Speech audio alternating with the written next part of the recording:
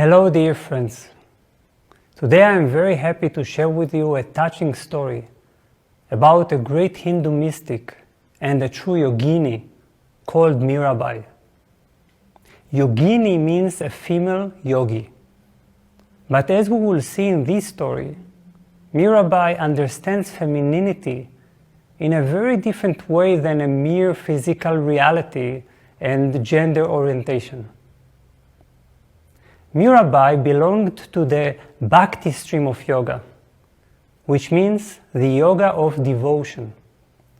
Her object of total devotion was Lord Krishna, which she considered no less than her husband.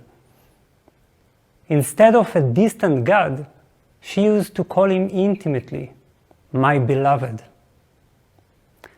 At a certain point, Mirabai reached the holy city Vrindavan in the Mathura district of Uttar Pradesh in India.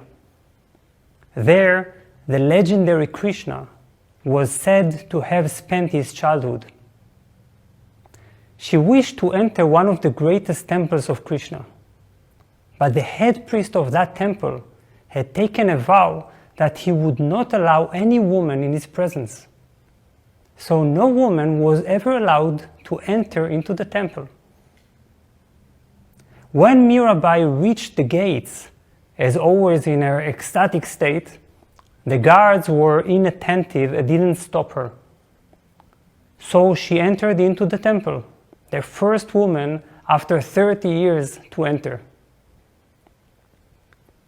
Inside, the head priest was worshipping Krishna. When he saw Mirabai, he was really mad. He shouted at her, "Get out of here, woman! Don't you know that no woman is allowed here?" Mira looked at him with surprise and said, "As far as I know, everybody in Vrindavan is a woman. Only Krishna is a man. Today only I have come to know that there is another man besides Krishna. Tell me, after 30 years of worshipping Krishna, do you think you are still a male?" The head priest was put to shame. He realized that Mirabai was a supreme devotee of Krishna, and he fell at her feet. Needless to say, he freely allowed Mirabai to visit the temple.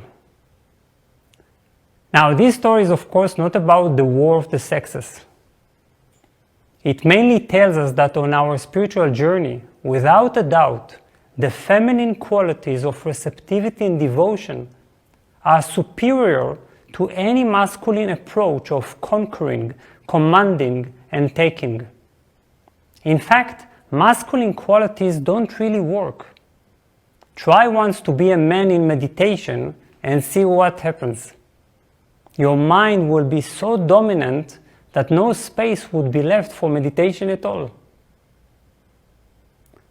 The priest here is fully masculine. He tries to worship Krishna through self-control. He takes vows. He rejects temptations.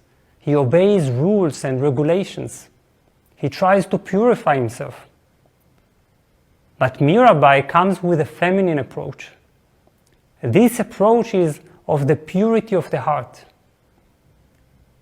Its meditation is devotion and receptivity, like the moon that receives its light from the sun. When you give up trying to be the sun and agree to be a moon, you are finally filled with light. The sun pours itself onto you. You're like an empty cup, ready to be filled. So at the depth of the spiritual journey, you will have to give up being a man. Give up the arrogance, self-importance, overconfidence, overambition, self-control. Masculine traits are a barrier in meditation. You will need to be a woman to the absolute self and let the heart lead the way back to your one and only beloved. Only in this way, emerging could happen.